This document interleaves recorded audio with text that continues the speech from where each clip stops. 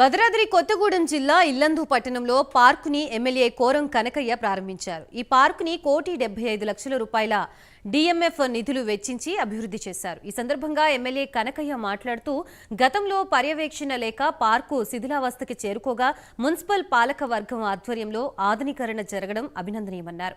పార్కుకు వచ్చే వారికి ఇబ్బందులు లేకుండా చర్యలు తీసుకోవాలని ఆయన సూచించారు.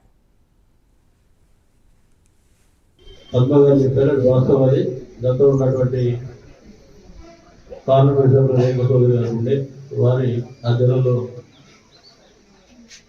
ఈ పార్క్ ఏర్పాటు చేసుకోవడం జరిగింది. దాని తర్వాత మున్సిపల్ పాలక మండలి కానీ అదేవిధంగా మున్సిపల్ సిబ్బంది కానీ పట్టించుకోలేని పరిస్థితుల్లో ఇది మన దాకా క్లోజ్ అయి ఉండే.